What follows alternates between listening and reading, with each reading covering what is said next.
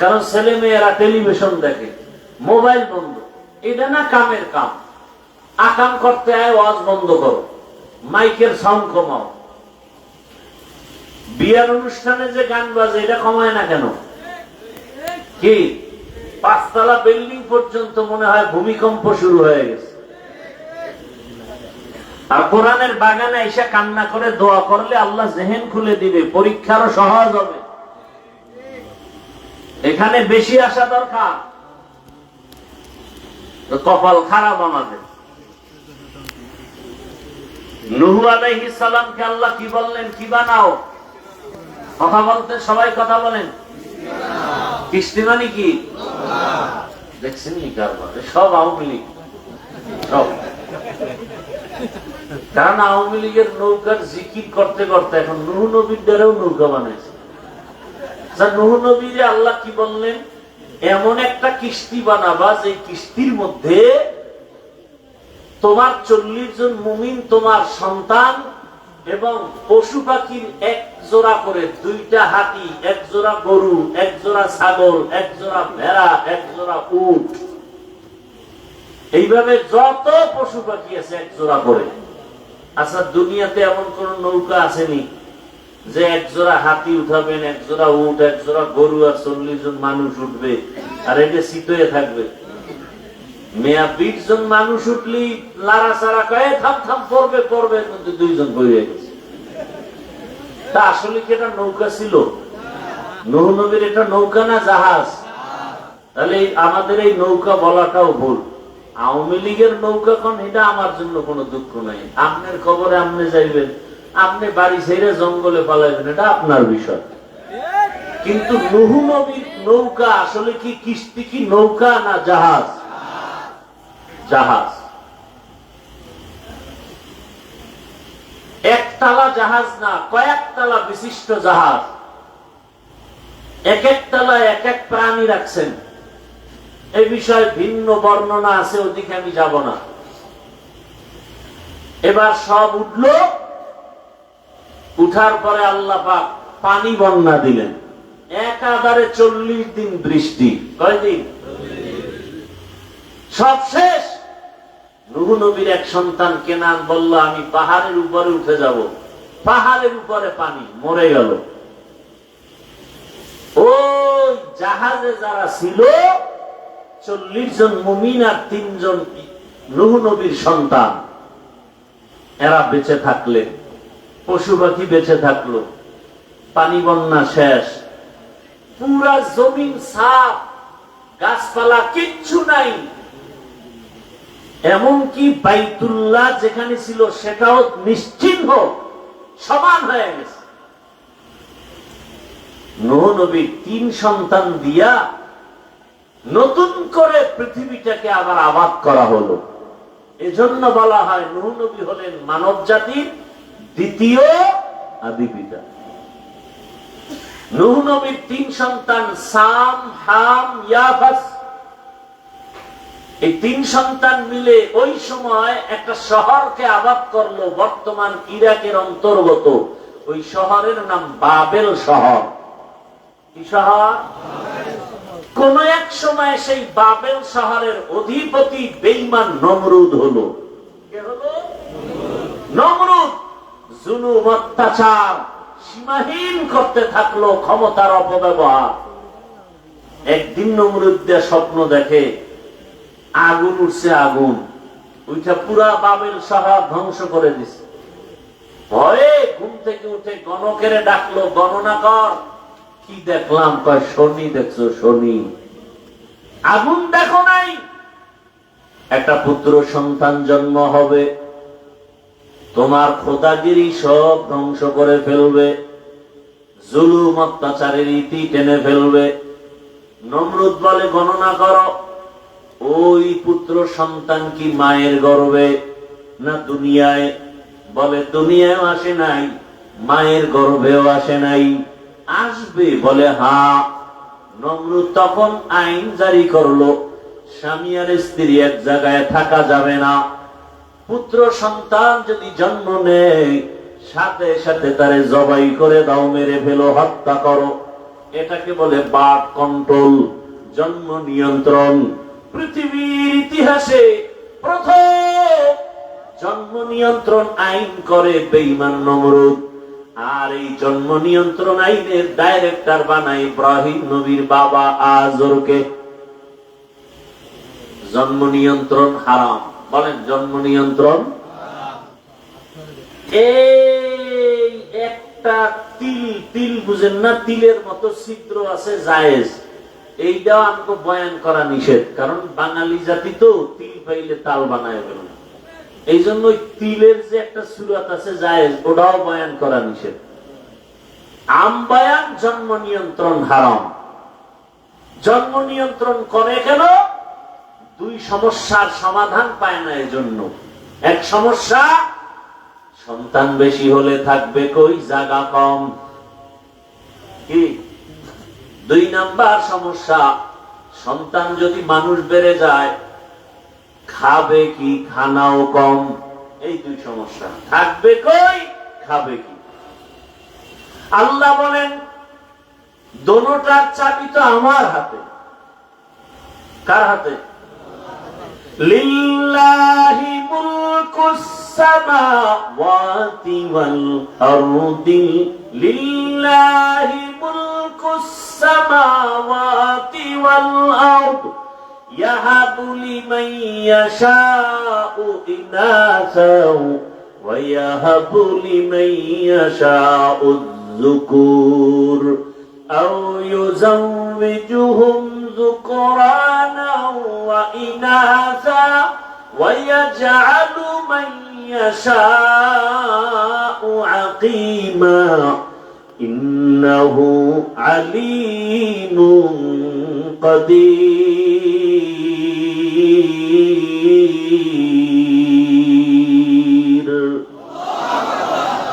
বাখা কুরআন কালামুল্লাহ বশনো কদিমাস্তি কদিমাস্তি নইনো। আলোচনা যেদিকে ঢুকতেছে আর একটু সময় লাগবে, দিবেন সময়, আল্লাহ কবুল করে। কারণ এখন তো আর সময় কি দেবেন, আমার থেকে আপনারা মহাপণ্ডিত, ভালো জানেন, না জানলে হুজুরকে ভুল ধরেন কেমনে। কি অহংকারের সুযোগ পাইলে হুজুরেরা কি জানে, আমরা সব জানি। আকাম কইরা ধরা খাইলে কয় না জাইনে করছে, এর নাম বাঙালি। ভাই আপনার দাওয়াত, আলহামদুলিল্লাহ। আপনার বাড়ি, বলে নাউজুবিল্লাহ। আল্লাহ তাআলা বলেন আসমান জমিনের মালিক কে? সব ক্ষমতার মালিক। আমি আল্লাহ চাইলে কাউকে ছেলে দেই, কাউকে মেয়ে দেই। আমি আল্লাহ যদি চাই কাউকে দোনোটা দেই, আবার আমি আল্লাহ চাইলে কোনোটাই। আর আপনারা স্লোগান শুরু করছেন কি, ছেলে হোক মেয়ে হোক দুটোর বেশি নয়, একটা হলে ভালো হয়, না হইলে আরো ভালো। কেন? সন্তান বেড়ে গেলে থাকবে কই, খাবে কি? আল্লাহ কয় তাকায় দেখ, জমিন তো ছিল না, ছিল এক সময় পানি আর পানি। আমি আল্লাহ পদ্মা নদী চর ফালাইয়া জায়গার ব্যবস্থা করব, যমুনা নদীর মাঝে চর ফেলে জায়গার ব্যবস্থা করব। ওরে বাংলাদেশের মানুষ, তুমি দেখো তোমার দেশে জায়গা কম, 16টা বাংলাদেশ প্যাকেট করে রাখার মতো জায়গা সৌদি আরবে আছে। কয়টা দেশ? এরকম 16 দেশ প্যাকেট করে রাখতে পারে বাংলাদেশের মতো। সৌদি আরবে জনসংখ্যা হিসাব করো। আজকে সারা বিশ্বে আমাদের দেশের লোক আছে না? মধ্যপ্রাচ্যে বাঙালি অভাব নেই, কাজ করতেছে, আল্লাহ চালাইতেছে। আল্লাহ এভাবে বন্টন করে দিচ্ছেন, এভাবেই চলবে। আল্লাহর ক্ষমতা তুমি নিজের মধ্যে নিয়ে ফাও চালাকি কেন করো? তাহলে জায়গা এখনো ঘুরেন না, বাংলাদেশ ঘুরেন না, কত জায়গা বাকি, কত বিশাল বিশাল চর পড়ে আছে। থাকার ব্যবস্থা কে করবেন? এবার হলো খাবে কি? মুরব্বীরা আমাকে একটু সহযোগিতা করবেন। 1 কাঠা জমি ধরেন 1 শতাংশ, 1 শতাংশ জমিনে 50 বছর আগে যেই পরিমাণ ধান হইতো এখন কি কম না বেশি? কে বাড়াইছে? সরকার না আপনার দাদায়? কে বাড়াইছে? আগে 10টা পেয়ারা খাইলেও জিভে টের পাওয়া যাইত না, আর এখন এত বড় বড় পেয়ারা, 1 পেয়ারা একজনে খাওয়া, একটা বেদানা, একটা আপেল, কত বড় বড়। রিজিক কে বাড়াইবে? না খায় মরছে কেউ, খাইয়া মরতেছে। এত খাওয়া খায়, পেট ফুইলা জায়গা। আমাদের দেশে একজনে কাঁঠাল খাইছে, জনমের খাওয়া খাইয়া 1 ঘুম দিছে, সকালে পেট ফুইলা জাগাত শেষ। বাঙালি তো খাওন পাইলে আর কোনো কথা নাই। কি ডাক্তার মিষ্টি খাইতে নিষেধ করছে, সবে বরাতে মিষ্টি খাইতে গেছে মসজিদ, তাও আবার পোলেটটাও নিয়ে গেছে। 1 প্যাকেট ডান হাত দিয়ে লইয়া আবার ভিতরে দিয়া বাম হাত ঢুকাই দিছে আর 1 প্যাকেটের জন্য। কি আছে না নাই? তো বাম হাত দিয়ে যখন নিতেছে, পিছন দিয়ে একজনে দেখে আমি 1 প্যাকেটই পাই না, 2টা লয়ে টানে কেন? ও ডান পকেট, ডান বগলের লয়ে টান দিছে। টান দিছে পর 2 জনের সাথে লাগছে ঝগড়া, কিলাকিলি, ধুম কিলাকিলি, জেলাপি বইরা ভর্তা পায়ের তলে। কিলাকিলি করতে করতে, ধাক্কা ধাক্কি করতে করতে 1.5 ঘন্টা দেয় মসজিদে কেউ নেই, ওরা 2 জন ছাড়া। এইবার কার কত ক্লান্ত হয়ে গেছে, জেলাপি পাইলাম না, কারে মসজিদে আসবো না। খাওয়ার জন্য এত পাগল। এই যত মামলা হামলা, যত কিছু ঝগড়া ফাসাদ, এই খাওন আর খাওন। খাইতে পারে 250 গ্রাম, 1.5 কেজি লয়ে টানা টানে, বাইরে মাইরে ফেলাইছে নিজে বেশি খাওয়ার জন্য। বাবাকে পর্যন্ত হত্যা করে, নিজে সম্পদের মালিক হবে। বিনিময়ে কি হলো? শেষ পর্যন্ত জেলখানার আসামি, জায়গার জায়গায় জায়গা পড়ে রইল। না বাবায় পাইল, না ভাই পাইল, না নিজে পাইল। শেষ ফল বিচারক ফাঁসির হুকুম দিয়ে দিল। এই তো এই একটা মাইয়া পাওয়ার জন্য যুবক পেছনে লাগছে, তো এর পেছনে আর এক যুবক একে মেরে ফেলছে। মেরে ফেলার পরে এবার মাইয়াও জেলখানায়, ছেলেও কি জেলখানায়। পরিণাম ফলে হয়েছে ফাঁসি। কি হইল? এখন কি দুনিয়া ওই আছে নাকি যে তুমি আকাম কইরা পার পাবা? সেই দুনিয়া আর নাই। এখন মানুষ, মুরব্বীরা বলতো দেওয়ালের কান আছে, এটা এখন বাস্তব হয়ে গেছে।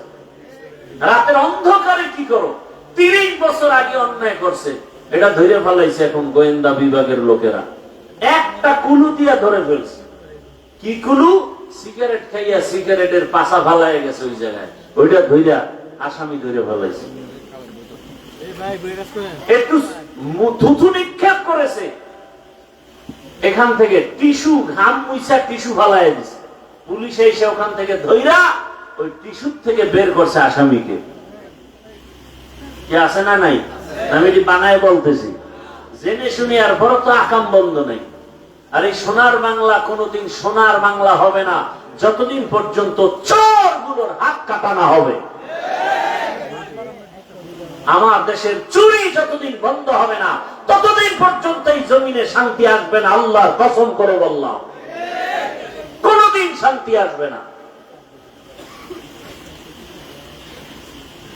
বাংলাদেশে কি পরিমাণ টাকা মানুষের কাছে, অথচ গরিবরা পোশাক পায় না শীতের মধ্যে, কোরবানির গোশত খাইতে পারে না। আর মাইক লাগায় স্লোগান দেয় কেউ খাবে কেউ খাবে না। তা হবে না। চাপাবাজির অভাব নেই। মানুষ পশুর চরিত্রের থেকে খারাপ হয়ে গেছে। একটা কুকুরকে মারলে কষ্ট পায়, মানুষকে হত্যা করতে কষ্ট পায় না। আল্লাহকে দায়াত দান করুন। এই কথাগুলো কে বলবে? যার ভাগে কম পড়ে, যে বাধা হয় বলে ওরে মাইনাস কর, মামলা নাই। এক কি বলবো, কোন দিকের কথা কোন দিকে যায়। একজন বড় উপরস্থ কইতেছে একজন, আরে বেটা মার্ডার কইরা আবি, আমার কাছে কোনো মামলা নেই, সব সাইজ করে ফেলাম। আফসুস, বড় আফসুস। নিরপরাধ এখনো জেলখানায়, আর মার্ডারের আসামি পার পেয়ে যায়। কথা ঠিক না? কই ওসমান হাদি হত্যার বিচার হয়েছে? এটা একটা কথা। ধামাধাম ধৈর্য দুই একটা সাইজ করলে পুরো দেশ ঠান্ডা হয়ে যায়। সৌদি আরবে এত চুরি নাই কেন? স্বর্ণের দোকান খুললে নামাজে যায়, পুলিশ পাহারা দিতেছে, ঘুরতেছে, কোন চোরের সাহসী হয় না ওখানে যাবে। আর আমগো কাজের মহিলা মালিকের কি নাকের সামনে নিয়ে কি কইরা ঘরের সব লয়ে গেছে। ঢাকাতে ঘটনা অহরহ ঘটতেছে। এখন কাজের লোকের ঘরে কাজের লোক রাখাও বড় কঠিন, বড় মুসিবত। এক কথায় কচু পাতার পানি যেমন এটা নিরাপত্তাহীন, আমাদের জীবনটা তেমন অবস্থায় আছে। রাস্তা দিয়ে চলতে গেলে কোনো নিরাপত্তা নাই, বড় কঠিন হালাত। কে কখন কি করে ফেলে বলাও যায় না।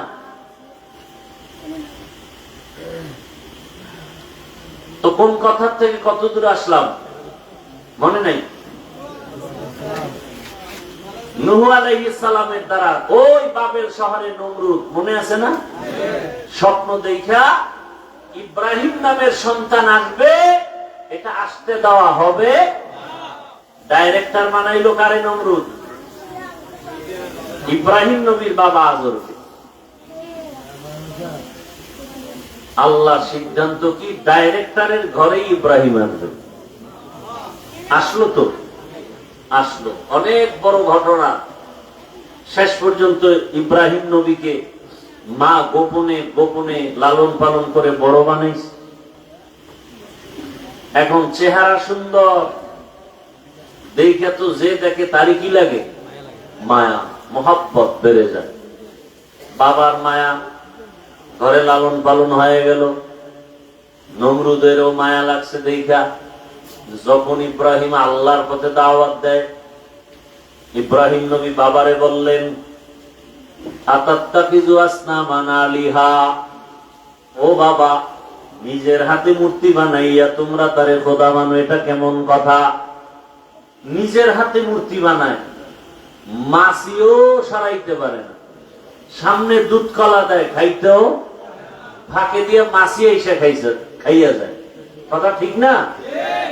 এরে আবার খোদা মানে, কথা ঠিক? ইব্রাহিম নবী বললেন, নিজের হাতে খোদা বানায় এটা আবার তুমি পূজা করো, এটা কেমন কথা? এই বাপের চেয়ে বেশি বুঝিস না। এবার অনেক ঘটনা আপনারা শুনছেন ওলামায়ে কেরামদের জবানে।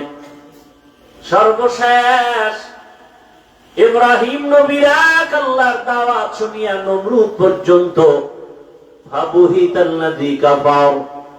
ইব্রাহিম নবী প্রশ্ন করেন, নমরুদ জবাব দিতে ব্যর্থ হয়ে গেল। জালেম যখন যুক্তি দিয়ে আগাইতে পারে না, তখন জুলুম করা শুরু করে। তখন কি করে? জুলুম, মেরে ফেলো, ওর বাড়ি আগুন জ্বালাও, এটা হলো জালেমের কাজ। যুক্তিতে আগাইতে পারে না, জুলুম করে এখন নিজে বড় হবে। নমরুদ এবার ডাক দিল, ও আজর, ইব্রাহিম রে আগুনের মধ্যে জ্বালায়া দাও, ওরে বুঝায় দেখো, আমাদের মূর্তি পূজার বিরুদ্ধে কথা বলে, এটা মানা যায় না। বুঝানোর পরে দেখে না ইব্রাহিমকে বুঝানো যায় না। ফাইনাল সিদ্ধান্ত, ইব্রাহিমকে আগুনের মধ্যে জ্বালায়া পুড়িয়া ফেলাও। আল্লাহ কয় না, আমি আল্লাহ যাকে বাঁচায় রাখবো তাকে কেউ মারতে পারবে? সম্ভব না। আল্লাহ যাকে দুনিয়াতে পাঠাবেন, কোন জন্ম নিয়ন্ত্রণের আইন আর ঔষধ তাকে ফিরায় রাখতে পারবে না। আল্লাহ সিদ্ধান্ত, ইব্রাহিম নবীর জন্য এবার আগুন সাজানো হলো। বিশাল এরিয়া নিয়ে আগুনের মধ্যে ফালাইবে, কিন্তু আগুন এত বিশাল, তাপমাত্রা এত বড় এরিয়ায় কাছে যাওয়া যায় না। এবার চরক গাছ আনছে, চরক গাছের চরখার মতো ঘুরাইয়া রশি দিয়া বেঁধে ইব্রাহিম নবীর আগুনের মধ্যে ফেলবে, কিন্তু ফেলতে পারে না। এইবার নমরুদ বলে, আমার অবস্থা খারাপ, ইব্রাহিমের আগুনে ফেলা যায় না কেন? সবাই রশি ধরে টানো, ইব্রাহিমের বাইদা তারপরে ফালাও। বাধা হলো, টানা হলো, হাজার হাজার মানুষ ফেলতে পারে না। নমরুদ তওবা করবে করবে ভাব, এবার ইবলিস এসে হাজির হয়ে গেল। ডাক দিয়ে কয়, নমরুদ এত কেন পেরেশান?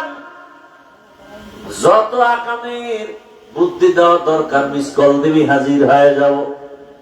ইব্রাহিম রে ফালাইতে পারবি না, কারণ আল্লাহর নবী ইব্রাহিম লক্ষ লক্ষ ফেরেশতা ইব্রাহিমের ধরে রাখছে, আগুনের মধ্যে ফেলা যাবে না। যদি এই মুহূর্তে ফেলতে চাও, ইব্রাহিমকে উলঙ্গ করতে হবে, তাহলে রহমতের ফেরেশতা ভেঙে যাবে। কোন কোন ঐতিহাসিকরা লেখছেন, যদি এখন ইব্রাহিমের সামনে উলঙ্গ নাচ গান করাইতে পারো, তাহলে রহমতের ফেরেশতা চলে যাবে, ইব্রাহিমকে আগুনে ফেলা সহজ হয়ে যাবে। তাই করা হলো।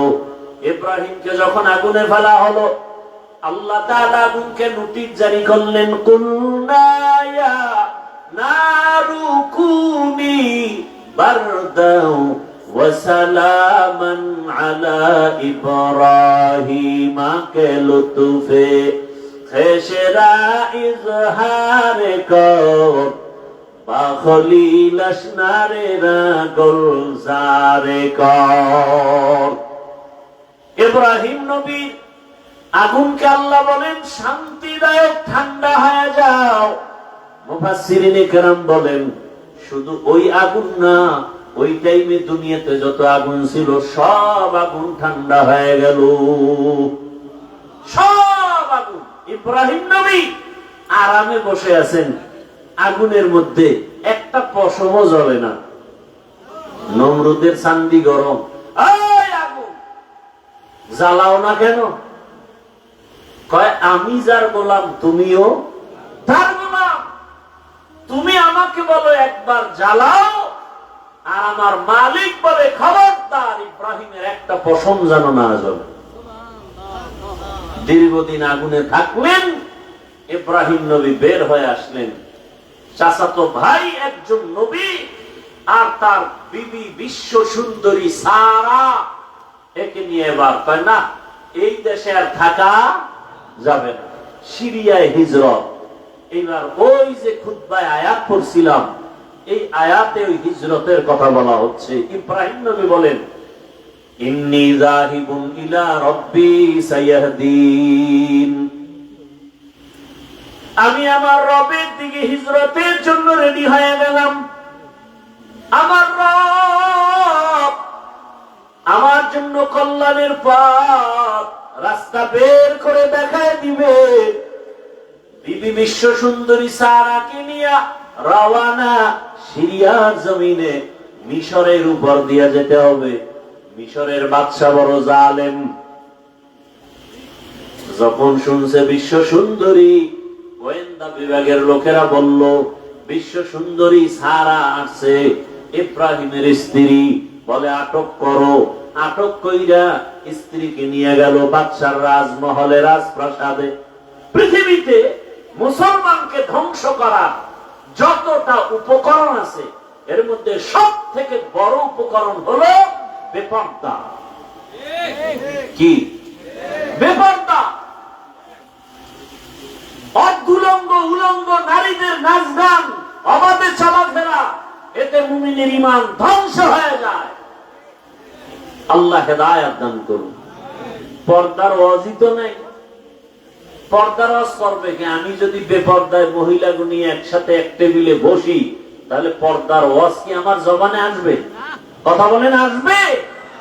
আমি মাওলানা, আমি মুফতি, আমি মুহাদ্দিস, আমি বড় হুজুর, আমি যদি মহিলাদেরকে বেপর্দায় এক টেবিলে বসাই, তাহলে আমার জবানে কোনদিন পর্দার বয়ান আসবে? আর আমার জবানে পর্দার বয়ান হলেও উম্মতের লাভ হবে না, কোনদিন লাভ হবে না। এই নারীর বেপর্দা আমাদের ধ্বংসের কারণ। আল্লাহ হেদায়েত দান করুন। ওই উত্তরবঙ্গে একবার দেখছিলাম, মহিলা মসজিদে উঠে বক্তব্য দিতেছে, কমিশনার না চেয়ারম্যান, বাস পাওয়ার পারে না, হুজুরগো নামায় দিয়ে সে নামাজটা পড়ায় দেয়। এমন অবস্থা। বড় কঠিন হালাত। তবে এটা ইতিহাস লেখা থাকবে যে বাংলাদেশের প্রধানমন্ত্রী কি এখন, এটা একটা ইতিহাসের পাতায় লেখা থাকবে না? প্রধানমন্ত্রী পুরুষ। কারণ রসুলের সহিহ হাদিস, যেই দেশে বারবার নারী ক্ষমতার প্রধান হবে, তসবিহ ছিঁড়ে গেলে যেমন একটার পর একটা দানা পড়তে থাকে, আসমান থেকে এরকম গজব একটার পর একটা আসতেই থাকবে। আল্লাহ আমার দেশকে হেফাজত করেন, আমার জাতিকে হেফাজত করেন। ভাই আমার, এবার ওই জালেম সুন্দরীকে নিছে। ইব্রাহিম নবী তো নবী মানুষ, আল্লাহওয়ালা মানুষ, আল্লাহর পেয়ারা বান্দারা বেশি একটু সরল হয়, মনের মধ্যে পেঁচ কম, চুপচাপ বসে আছে। নিয়ে গেল গোয়েন্দা বিভাগের লোকেরা জুলুম করে বিবিরে। আল্লাহর কা আল্লাহ গো, আমার বিবিরে নিয়ে গেল জালেম, কি করি, উপায় কি আমার? আল্লাহ কা ইব্রাহিম এখানে বসে থাক, অন্তর চক্ষু খুলে দিলাম, ওই জালেম যা করবে তুই এখানে বসে দেখবি। সুন্দরী রমণী দেখে ওই জালেম যখন হাত বাড়াইছে, সাথে সাথে হাত বাঁকা হয়ে গেছে। এভাবে 3 বার, আমি সংক্ষেপ করে যাচ্ছি। শেষ পর্যন্ত জিগা, এই তোমার ভিতরে এমন কি পাওয়া যে আমি ব্যর্থ হয়ে গেলাম 3 বার, জবান বন্ধ। এবার বলে আমার মধ্যে কোনো পাওয়ার নাই, তবে এতটুকু বলা যায় আমি আল্লাহর পেয়ারা নবীর একজন স্ত্রী। কে সে নবী? বলে ইব্রাহিম নবী। তাই নাকি? বলে হ্যাঁ। এবার 2-3 বার আকাম কইরা যখন দেখে ব্যর্থ, এবার দিল নরম করে ইব্রাহিম নবীকে আনলেন, সম্মান করলেন। আর সন্তানাদি কি আছে ইব্রাহিম নবী? কয় কোনো সন্তান নেই, বুড়া বয়স। এবার হাজেরা ছিলেন খাদেমা, তাকে ইব্রাহিম নবীর খেদমতের জন্য দিলেন। মা সারার মতামত নিয়ে এক পর্যায়ে বিবাহ হয়ে গেল। আল্লাহর কাছে ইব্রাহিম নবী নেককার সন্তানের দোয়া করলেন, রব্বি হাবলি মিনাস সালিহিন। কে দোয়া করলেন? ইব্রাহিম নবী। ও সন্তানের মা বাবারা, সন্তান মা বাবার কথা শুনে না আল্লাহর কাছে কয়দিন দোয়া করছেন? সন্তান দুনিয়াতে ভালো আশা করার জন্য ভালো মা ঘরে আনা দরকার ছিল। আপনি তো ভালো মা আনছেন না দানা কাটা ভরি নিয়ে আসছেন? ভালো একটা মা ঘরে আনার পরে ওই মা বেপরদা করে না, বেগানার নজর লাগায় না, আল্লাহর কাছে দোয়া করে, স্বামীও দোয়া করে। আল্লাহর কাছে যারা দোয়া করবেন নেককার সন্তানের জন্য আল্লাহ তাকে সন্তান দিবেন। 10টা সন্তান হলে কি লাভ হবে যদি মা বাবার অবাধ্য হয়? সন্তানের কারণে যদি মা বাবা জেলখানায় যেতে হয়, মা বাবা যদি সন্তানের অপরাধের কারণে সমাজে মুখ দেখাইতে না পারে, এমন সন্তান 10টা হওয়ার দরকার নাই। ইজ্জত বাঁচানোর জন্য 1 সন্তান যথেষ্ট। আল্লাহর কাছে চাইতে হবে। ইব্রাহিম নবী বুড়া বয়সে দোয়া করলেন, হে আল্লাহ একটা নেককার সন্তানের ব্যবস্থা করে দেন। আল্লাহ দোয়া কবুল করে সংবাদ দিয়ে দিলেন, ফাবাশশারনাহু বিগুলামিন হালিম। আমি একটা বিচক্ষণ ধৈর্য ধারণকারীদের অন্তর্ভুক্ত একটা সন্তানের সুসংবাদ দিলাম। মা হাজেরার গর্ভে আল্লাহ সন্তান দিলেন, নাম রাখলেন কি? ইসমাইল। ইব্রাহিম নবীর এই প্রথম সন্তান ইসমাইল, এর পরের সন্তান ইসহাক, ইসহাক নবীর সন্তান ইয়াকুব, ইয়াকুব নবীর সন্তান ইউসুফ আলাইহিস সালাম। কথা বুঝেননি? ইসমাইল নবীর বংশে কোন নবী নাই, অথচ ইসহাকের বংশে নবী নবী নবী।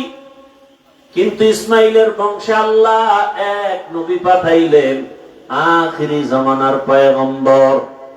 এবার বুড়া বয়সে সন্তান পাইয়া ইব্রাহিম নবী খুশি নাকি বেজার? খুশি, এমন মায়া, বুড়া বয়সের সন্তানের প্রতি বড় মায়া। কিন্তু আমার আল্লাহর কঠিন পরীক্ষা। ও ইব্রাহিম, সন্তানের মায়ায় পড়িয়া আমার মায়া থেকে দূরে সরলে হবে না। বুঝতেছি তুমি কিন্তু দূরে যাইতেছো। পরীক্ষা শুরু হয়ে গেল। যেখানে বাইতুল্লাহ ওখানে ঘর নাই, জঙ্গল। নূহ নবীর প্লাবনে কিচ্ছু নাই, বাইতুল্লাহ সব শেষ। এখন আছে গাছপালা, জঙ্গল, পানি নাই, পশু পাখি নাই। ইব্রাহিম নবীকে বললেন, তোমার স্ত্রী হাজেরা ইসমাইলের নিয়ে ওখানে নির্বাসনে দাও। কেন কেন নাই? আল্লাহ অর্ডার করেছেন। কেন কেন নাই? নবী বলেন আলহামদুলিল্লাহ, আল্লাহ এটা বলছেন, মেনে নিলাম।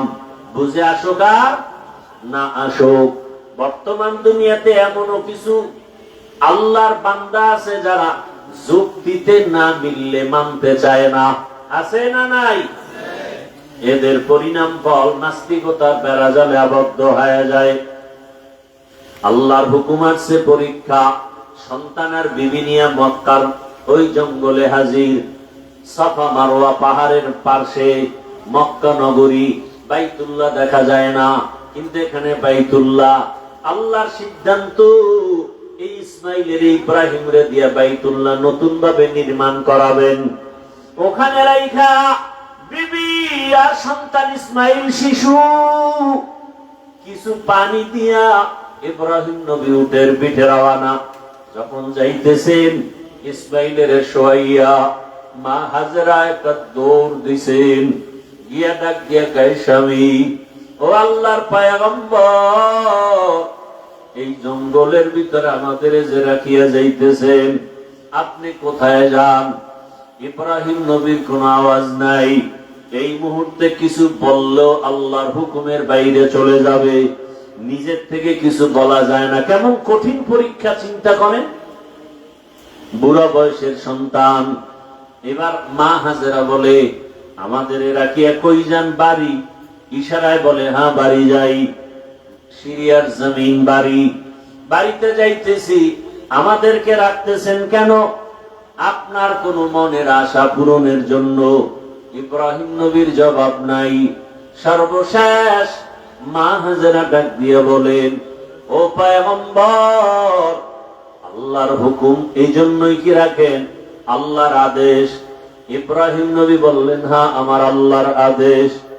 এ কথা শোনা মাত্র হাজেরা আলাইহিস সালাম চোখের পানি ছাড়লেন আর বললেন, ও পয়গম্বর, আমার আল্লাহ যদি আদেশ করে থাকে, আমার কোনো দাবি নাই, আপনি আমাদের জন্য দোয়া করিয়েন। ইসমাইলের মাঝে মাঝে আইসা দেখবেন, আমি হাজেরার খবর নেওয়ার প্রয়োজন নাই। এখানে পশু পাখি থাকে না, পানিও নাই। যতটুকু পানি আছে শেষ হয়ে যাবে 2-1 দিনের মধ্যে। আমি হাজেরার খবর নেওয়ার প্রয়োজন নাই। আপনার এই বয়সের সন্তান ইসমাইলের মাঝে মাঝে এসে একটু কলিজা ভরে দেখা যাইয়েন, খবর নিয়েন। এবার এই কথা বইলা মা হাজেরা আল্লাহ শরণাপন্ন হলেন।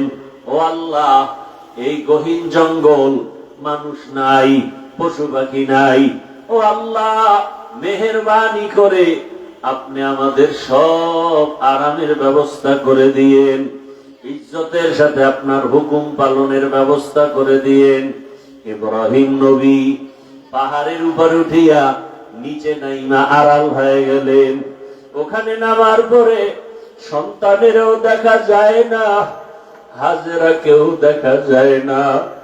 নবী ইব্রাহিম হাত উঁচু করে মালিকের দরবারে দোয়া করলেন, রব্বানা ইন্নী আসকানতু মিন যুররিয়্যাতি বিওয়াদিন গায়রি জি যারইন ইনদা বাইতিকাল মুহাররম রব্বানা লিয়ুকিমুস সালাতা ফাজআল আফইদাতাম মিনান নাসি তাহওয়ি ইলাইহিম ওয়ারযুকহুম মিনাস সামারাত।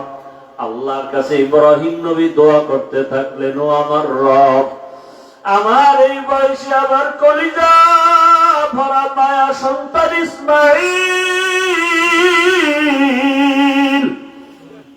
আমার এই জীবনের শেষ, আমার কলিজা ভরা মায়া আমার হাজেরাকে রাখিয়া এমন জায়গায় আপনি রাখতে বলেছেন। আমি প্রশ্ন করি নাই, ও দয়ার মালিক, একটা মানুষ নাই, পশু পাখি নাই, পানি নাই, ও আল্লাহ কি হবে জানি না। আমি দোয়া করতেছি আপনি কুদরতের দ্বারা বসবাসের ব্যবস্থা করে দেন, রিজিকের ব্যবস্থা করে দিয়েন, পানির ব্যবস্থা করে দিয়েন, আর ধৈর্য ধারণ করার ব্যবস্থা করিয়েন। আপনি যদি ওদের দেন, ওরা নামাজ আদায় করবে, আপনার শুকর আদায় করবে। ইব্রাহিম নবী দোয়া করে চলে গেলেন। এদিকে মা হাজেরা আর ইসমাইল ছাড়া কেউ নাই। পানি শেষ হয়ে গেল। একদিন, 2 দিন, 3 দিন মা হাজেরা বাচ্চাকে দুধ দেয়। দেখি ইসমাইল একদিন পরে দুধও পায় না। মা তার জিহ্বাটা ইসমাইলের মুখে দেয়, দেখে জিহ্বায় কোনো পানি নাই। মা পাগলনির মতো হয়ে গেল। সন্তানের এত আকুতি, মা না খাইয়াও চায় আমার সন্তান যেন কষ্ট না পায়। একটা মায়ের অন্তরে, বাবার অন্তরে সন্তানের কি মায়া। ও পর্দার আড়ালের মা বোনেরা, কই তোমার মা, কই তোমার বাবা? যেই মা বাবা না খাইয়া তোমারে আমারে বড় বানাইছেন, আজকে ওই মাকে কবরে রাখিয়া কেমনে আরামে ঘুমাও?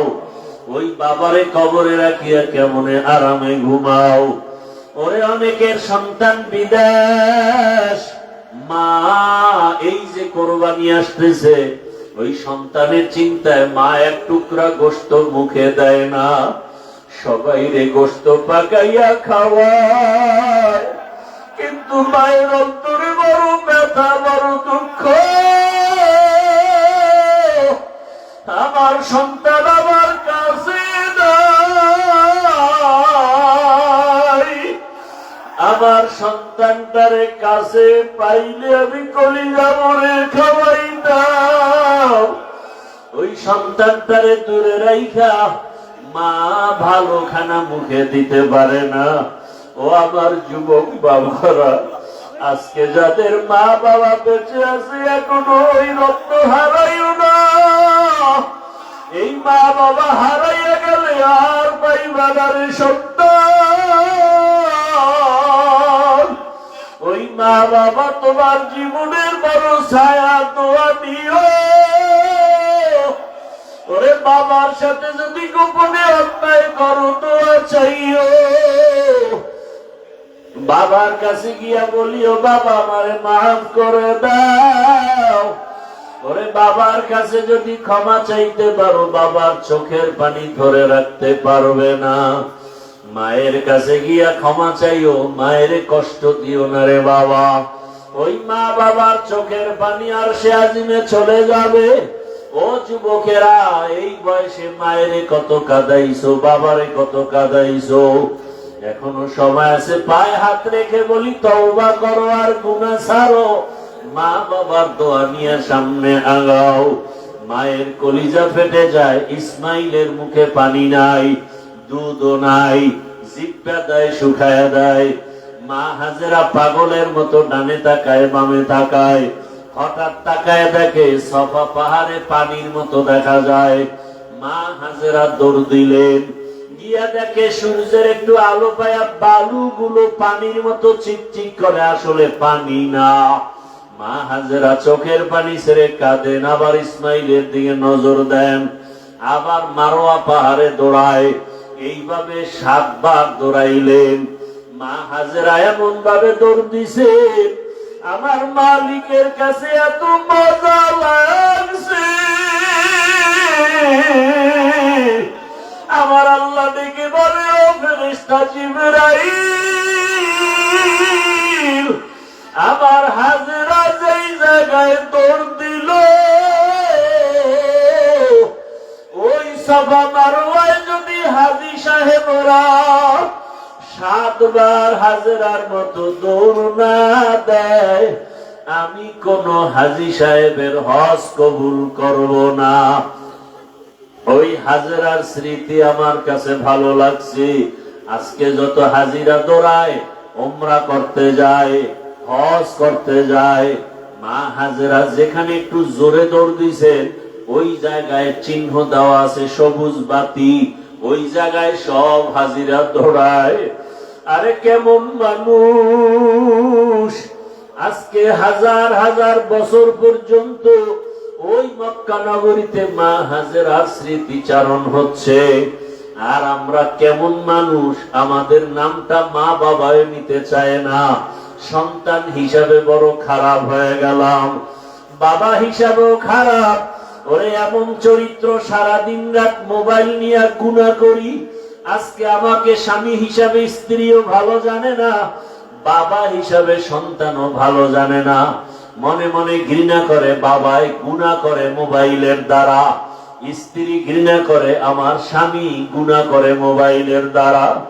আসলে তোমার দুনিয়াতে আমার মাওলা স্মরণ করবে দূরের কথা, আপন স্ত্রীর কাছেই তো ভালো হইতে পারলাম না। ও কপাল পোড়া মুসলমান, আপন সন্তানের কাছে ভালো বাবা হইতে পারল না, কপাল বড় খারাপ।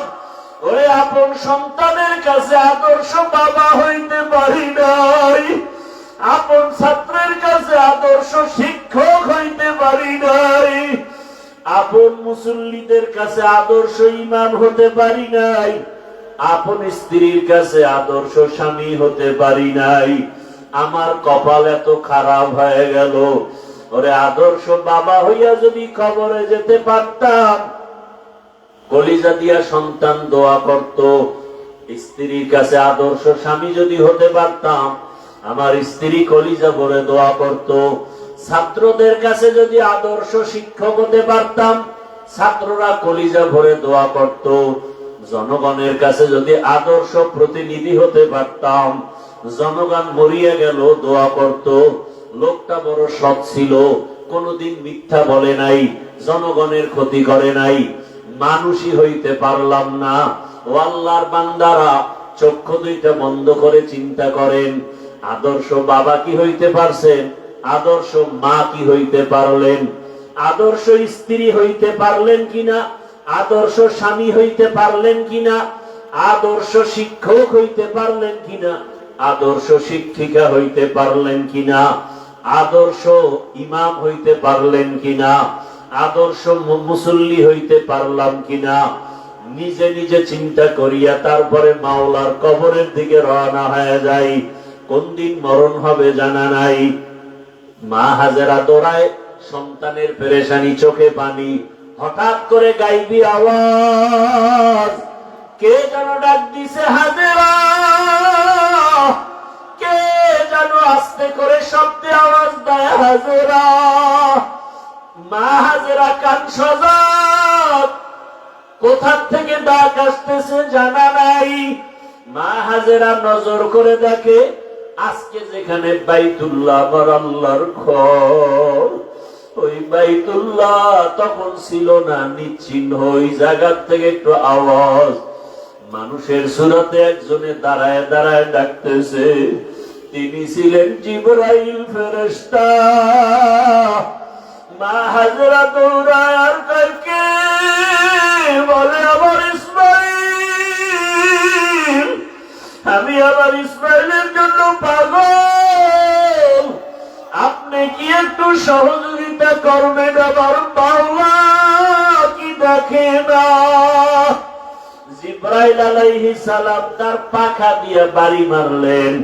ইসমাইল নবীর পায়ের গোড়ালি দিয়া পানির ফোয়ারা বের হয়ে গেল। মা হাজেরা পাথর দিয়া আটকাইয়া বললেন, জমজম, হে পানি থাম থাম। ওই পানি আজ পর্যন্ত চলে। হাজার হাজার কোটি মিলিয়ন ট্রিলিয়ন বিলিয়ন লিটার পানি হাজি সাবরা নেয়, কমেও না বাড়েও না। নবীজিকে সাহাবায়ে কেরাম জিজ্ঞাসা করছিলেন, ইয়া রাসূলুল্লাহ, এই জমজম পানি বাড়েও না কমেও না, এত পানি হাজি সাহেবরা নেয়। এই জমজম কূপের নিচটা কোথায় লাগানো? নবী বলেন এই জমজমের নিচের সম্পর্ক হাউজে কাউসারের সাথে লাগানো।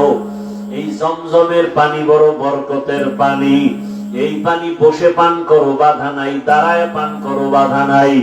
যে কোনো রোগের নিয়তে পান করো আর দোয়া করো, আল্লাহুম্মা ইন্না নাসআলুকা ইলমান নাফিআ ওয়া রিজকান ওয়াসিআ ওয়া শিফাআন মিন কুল্লি দা। পানি পান করলে মানুষের পিপাসা নিবারণ হয়, ক্ষুধা নিবারণ হয় না। জমজম পানি এমন বরকতের পানি, যেই পানি পান করলে শরীরের পিপাসা, পেটের ক্ষুধাও নিবারণ হয়ে যায়, শরীরে শক্তি পর্যন্ত বেড়ে যায়, দুর্বলতা কেটে যায়। এমন বরকতের পানি ইসমাইল নবীর কারণে আল্লাহ দান করলেন। মা হাজেরা পানি পান করলেন, বাচ্চাকেও পান করালেন, ক্ষুধা নিবারণ হয়ে গেল। ইসমাইল নবী আস্তে আস্তে বড় হইতে হইতে, কেউ বলে 14 বছর, কেউ বলেন 15 বছর বয়স যখন হয়, ইব্রাহিম নবীর উপরে আবার পরীক্ষা। স্বপ্নে দেখায় ইব্রাহিম, তোমার আদরের বস্তু আমার রাস্তায় কোরবানি করো। এইভাবে ইব্রাহিম নবী 3 দিন স্বপ্ন দেখলেন, 100 উট কোরবানি করলেন। সর্বশেষ যখন একই স্বপ্ন দেখলেন, ইব্রাহিম নবী বুঝতে পারলেন আমার কলিজার আপন ইসমাইল ছাড়া কেউ নাই। আল্লাহর হুকুম আসছে তাকে জবাই করার জন্য। আর দেরি নাই, এইবার ছুরি আর রশি নিয়া ইসমাইলের জবাই করার জন্য রওনা বাইতুল্লাহর কাছে। বহুদিন পরে ইসমাইলের এলাকায় এসে দেখেন, যে এলাকায় মানুষ নাই, জঙ্গল, ওই এলাকায় এখন মানুষের বসবাস, বাড়ি ঘর, মানুষ ফসলাদি করতেছে। ইসমাইল মাঠে খেলাধুলা করে। নবী তো চিনতে পারেন না, দেখে অন্য বাচ্চারাও খেলে। ইব্রাহিম নবী ডাক দিয়ে কয়, ও আমার এলাকার মানুষ, তোমরা জানোনি এখানে ইসমাইল নামের একটা সন্তান আছে, মায়ের ঘরে থাকে? বলে হ্যাঁ। ওর ঘরটা কোথায়? বলে ওই কিনারায়। ইব্রাহিম নবী চলে গেলেন, গিয়া দেখে ঘরের মধ্যে ইসমাইল নাই, খেলতেছে। ইব্রাহিম নবী তালাশ করিয়া ডাকতে, বাবা আয়। ইসমাইলের যখন ডাকি, ইসমাইল আসে না, চিনে নাই নি আমার বাবা। ইসমাইলের নিয়ে ঘরে গিয়া দেখে হাজেরার কান্না, সন্তানের কান্না, বহু বছরের বিরহের বেদনা, কলিজা ভরা মোহাব্বতের কান্না। ইব্রাহিম নবী চিন্তা করলেন, ভালোবাসার কারণে আবার না জানি আল্লাহ বেজার হয়ে যায়। মা হাজেরাকে হিকমতে বললেন, ইসমাইলের সাজাইয়া দাও কোরবানি করার জন্য। আরে দাওয়াতে যাব, মালিকের দাওয়াত। মা হাজেরা ভাবলেন দুনিয়ার কোন মালিকের দাওয়াত, জবাই করার কথা বলেন নাই। মা হাজেরা ইসমাইলের সুন্দরভাবে গোসল করায় সাজাইয়া যখন বাবার হাতে তুলে দিলেন, মা হাজেরা বিদায় দিয়া দরজার কিনারায় দাঁড়ানো। ইব্রাহিম নবী হাঁটেন, ইসমাইল পেছনে হাঁটতেছেন। ইসমাইল নবী যাচ্ছেন বাবার সাথে দাওয়াতে। বাবা ইব্রাহিমের হাতে যে তরবারি ছুরি আছে, ইসমাইল জানে না, হাজেরাও জানে না। ইবলিসের মাথা গরম হয়ে গেল, শয়তান ধোঁকা দেওয়ার জন্য ইসমাইলের কাছে গেল। ইব্রাহিম নবীরে ধোঁকা দিল, পাথর মারলো। দুইজনের পাথর মারার কারণে আল্লাহ তাআলা আইন করে দিলেন, কিয়ামত পর্যন্ত ইব্রাহিম আর ইসমাইল যেখানে পাথর মারছে, হাজী সাহেবদেরও পাথর মারতে হবে, না হয় হজ কবুল করা হবে না। এইভাবে করে করে যখন মিনা বাজারে চলে গেল, কোরবানি দেওয়ার জায়গা যেখানে এখন হাজী সাহেবরা কোরবানি দেয়, ওখানে নিয়া ইব্রাহিম নবী ভাবলেন, আমার সন্তানটা কেমন আল্লাহর মোহাব্বতের একটু পরীক্ষা করি। ইব্রাহিম নবী বললেন, ইন্নী আরা ফিল মানাম আন্নী আযবাহুকা ফানজুর মাযা তারা। ও বাবা ইসমাইল, আমি স্বপ্ন দেখলাম তোমাকে জবাই করতেছি, বলো তোমার কি মতামত। সন্তান ইসমাইল সাথে সাথে জবাব দিয়া বলল, ইয়া আবাতি ফাল মা তুমার সাতাজিদুনি ইনশাআল্লাহু মিনাস সাবিরিন।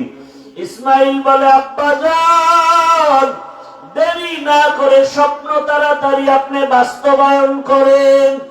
ইনশাআল্লাহ ধৈর্য ধারণকারীদের মধ্যেই আমাকে পাবেন। ইতিহাসবিদরা লেখে, এই কথা বলার পরে ইসমাইল একটু বিনয়ের সাথে বলতেছিল, বাবা, এই কথাটা যদি একটু বাড়িতে বসে বলতে, আমার দুঃখিনী মায়ের থেকে একটু বিদায়ের সালাম জানায় আসতাম। যেই মা দুঃখিনী আমারে কত কষ্ট করে লালন পালন করেছে, দুধ নাই, পানি নাই, মা খানা নাই, জঙ্গলের ভেতরে কতদিন পর্যন্ত কষ্ট করে আমাকে লালন পালন করেছেন। আমার মার কাছ থেকে একটু বিদায়ী সালাম দিয়ে আসতে পারতাম। ও বাবা, বলেন না কোনো দুঃখ নাই? আপনি আমাকে জবাই করার পরে আমার রক্ত মাখা জামা কাপড় দিয়ে বাড়ি যাবে। আমার মা যদি দেখে ইসমাইল নাই, আপনার কাছে প্রশ্ন করবে, ইসমাইল কই? আমার পক্ষ থেকে আমার আম্মা জানকে সালাম জানায় দিবে, আর বলবে হাসরের ময়দানে মোলাকাত হয়ে যাবে। আব্বা জান, আপনি তাড়াতাড়ি আমাকে জবাই করেন, আপনার চোখ দুইটা বেঁধে নেন, কারণ জবাই করার সময় যদি আপনার নজর আমার উপরে পড়ে, মায়া লাগবে, জবাই করতে পারবেন না। ও বাবা, আমার হাতে পায়ে রশি দিয়ে বাঁধে, যদি জবাই করার সময় যদি আমার হাতে পায়ের নড়াচড়া আপনার শরীরের মধ্যে লেগে যায়, তাহলে বেয়াদবি হবে, আল্লাহ বেজার হয়ে যাবে। ইব্রাহিম যখন ছুরি নিয়ে রেডি, আল্লাহ কয়, ছুরি খবরদার আমার ইসমাইলের একটা পশম যেন কাটে না। ছুরি যখন গলায় চালাইতে শুরু করলে, ইসমাইল নবীর একটা পশম কাটতে পারলো না। দ্বিতীয়বার আবার যখন পরীক্ষা করতে শুরু করলো, রক্ত হাতে না লাগা পর্যন্ত ছুরি চলবে। আল্লাহ ডাক দিয়ে কয়, জিবরাইল, আমি তো ইসমাইলের জবাই চাই না, আমি চাইছি তাদের অন্তরের মোহাব্বত। তাদের অন্তরের মোহাব্বত পরীক্ষায় তারা পাশ করেছে, তুমি তাড়াতাড়ি জান্নাত থেকে একটা দুম্বা নিয়ে যাও, ইব্রাহিমের ছুরির নিচে দিয়া দাও, আর ইসমাইলের সরায়া দাও। ও পর্দার আড়ালের মা বোনেরা, ও বৃদ্ধ বাবাজিরা, আমার কলিজার যুবক বাবারা, সামনে কোরবানির পরীক্ষা, ওই সন্তান কোরবানি করার পরীক্ষা। যদিও সন্তান জবাই দিবেন না, আল্লাহ আমাদেরকে পশু জবাই করার জন্য ব্যবস্থা করে দিলেন, তবে সন্তানটাকে জবাই না করলেও আল্লাহর পথে চালানোর কোরবানি তো দিতে হবে। নামাজে বাধা দেওয়া যাবে না। ও মা বাবারা, সন্তানটাকে বেপরদায় চলতে দেওয়া যাবে না, কোরআনওয়ালা বানাতে হবে। ডাক্তার, ইঞ্জিনিয়ার, প্রফেসর বানাবেন, তবে নেক আমলওয়ালা ডাক্তার বানান। কত ডাক্তার আছে নামাজ পড়ে, কত ইঞ্জিনিয়ার নামাজ পড়ে, কত র্যাব, আর্মি, পুলিশ, বিডিআরের চাকরি করে, নামাজি অভাব নাই। এমন একটা সন্তানকে আপনি চাকরিজীবী বানান, নামাজি চাকরিজীবী, নামাজ পড়বে, কোরআন পড়বে, মা বাবার জন্য দোয়া করবে। এতদিন যারা গুনার ভিতরে ছিলেন, তওবা করেন। ও আল্লাহ, ইব্রাহিম নবীকে যেভাবে পরীক্ষায় পাশ করায় নিয়েছেন, আমাদেরকেও পাশ করায় নেন। আমাদের সন্তানের পরীক্ষায় যেন আমরা ফেল না করি। ও যুবক বাবারা, তওবা করো, আর দাড়ি কাটবা না, নামাজ ছাড়বা না, বেপরদায় চলবা না। ইসমাইল নবীর মতো আল্লাহর হুকুমের সামনে নিজেকে কোরবান করে দাও। মরিয়া গেল, দাড়ি কাটবো না, নামাজ ছাড়বো না, মোবাইলে গুনাহ করব না। ইব্রাহিম নবীর মতো বৃদ্ধ বাবাজিরাও তৈরি হয়ে যান, আল্লাহর হুকুমের সামনে আর কোনদিন আমি বিরোধিতা করব না। মা হাজেরার মতো মা বোনেরাও তৈরি হয়ে যান। হাজেরা যেমন ইসমাইলকে আল্লাহর রাস্তায় কোরবানি দিতে একটু প্রশ্ন করেন নাই, বরং শুকর আদায় করেছেন। আপনারাও সন্তানটাকে আল্লাহর পথে চালান।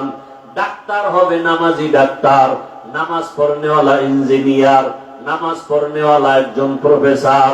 আল্লাহ সবাইকে তৌফিক দান করেন, আমিন। আলহামদুলিল্লাহি রাব্বিল আলামিন, ওয়াসসালাতু ওয়াসসালামু আলা সাইয়্যিদিল আমবিয়াই ওয়াল মুরসালিন ওয়া আলা আলিহি ওয়া আসহাবিহি আজমাইন। ইয়া আরহামার রাহিমিন, ইয়া আরহামার রাহিমিন, ইয়া আরহামার রাহিমিন।